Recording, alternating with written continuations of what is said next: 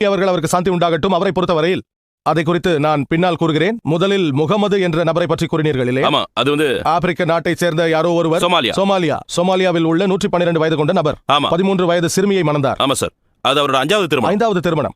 ஐந்தாவதா? ஆமா, 5 ஒரே நேரத்தில் யாராவது ஒருவரை விவாகரத்து செய்த பிறகு 5ன்னு சொன்னேன். 5வது திருமணம். 5வது திருமணம். ஆனால் ஓரிருவரை விவாகரத்து செய்திருக்கலாம் இல்லையா? ஒரே நேரத்தில் 4 மனைவிகளுக்கு மேல் இருக்கக்கூடாது. இப்போது உங்கள் கேள்விக்கு பதில் அளிக்கிறேன். இஸ்லாத்தில் ஒரு பெண்ணை அவள் வயதிற்கு வந்த உடனேயே திருமணம் செய்து கொள்ளலாம்.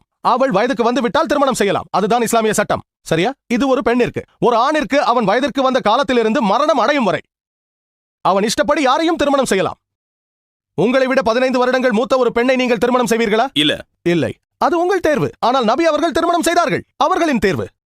நபி அவர்கள் 25 வயதில் 40 வயது நிரம்பிய ஹஸ்ரத் கதீஜா, அவரை அல்லாஹ் பொருந்திக் கொள்வானாக, திருமணம் செய்து கொண்டார். நீங்கள் செய்து கொள்ள மாட்டீர்கள். நீங்கள் செய்து கொண்டாக வேண்டும் என்று சொல்ல முடியாது. உங்கள் தேர்வு. இறைபக்தி உள்ள பெண்ணாக இருந்ததனால் 15 வயது மூத்த ஒரு பெண்மணியை அவர்கள் திருமணம் செய்து கொண்டார்கள். அதை ஆட்சேபிக்க நாம் யார்? அவர் விரும்புகிறார், அந்த பெண்ணும் விரும்புகிறாள். அவர்கள் சம்மதம் தெரிவித்த பிறகு நீங்களும் நானும் என்ன செய்ய முடியும்? பொறுங்கள், பதில் சொல்ல விடுங்கள். குறுக்கிடாதீர்கள். நீங்கள் கேள்வி கேட்டீர்கள். மன்னிச்சிருங்க சார். மன்னிப்பை ஏற்றுக்கொள்கிறேன், பிரச்சனை இல்லை. கணவன் மனைவி இடையே ஆட்சேபிக்க நாம் யார்? அந்த பெண் தலையை மூட விரும்புகிறாள். நீங்கள் மூடாதே என்று சொல்கிறீர்கள். ஏன்? அவள் தலையை மூடிக்கொள்ள விரும்புகிறாள். பிரான்சின் அதிபர் பெண்கள் தலையை மூடக்கூடாது என்று சொல்கிறார். ஏன்? அவர் பெண்களை பார்த்து ரசிக்க விரும்பினால் அவர் மயாமி பீச்சிற்கு செல்லலாம். பிரான்சில் எதற்காக செய்ய வேண்டும்? இது சரியில்லை. ஒடுக்குகிறார்கள் என்கிறார். அந்த பெண் ஒடுக்கப்பட்டதாக உணரவில்லை, ஆனால் அவர் உணர்கிறார். ஏன்? பெண்களின் உடலை பார்த்து ரசிக்க முடியவில்லை என்று அவ்வாறு உணர்கிறார். பிரச்சனை அவரிடம் உள்ளது, தலையை மூடும் பெண்களிடம் இல்லை. ஆனால் இந்த மனிதனுக்கு 112 வயது. மருத்துவ விஞ்ஞானம் 112 வயது மனிதனுக்கும் தந்தையாகும் தன்மை உண்டு என்று கூறுகிறது. ஒரு குழந்தையை பெற்றெடுக்க முடியும். சரியா? நானும் ஒரு மருத்துவன் தான். அந்த மனிதர் வயதுக்கு வந்த ஒரு 13 வயது பெண்ணை மணக்க விரும்புகிறார். அதில் உங்களுக்கு என்ன பிரச்சனை? உங்கள் மகளை அவருக்கு தரப்போவதில்லையே. இல்லை, கொடுக்காதீர்கள். நான் கூறினேனா உங்கள் சகோதரியை அவருக்கு கொடுங்கள் என்று சொன்னேனா? இல்லை.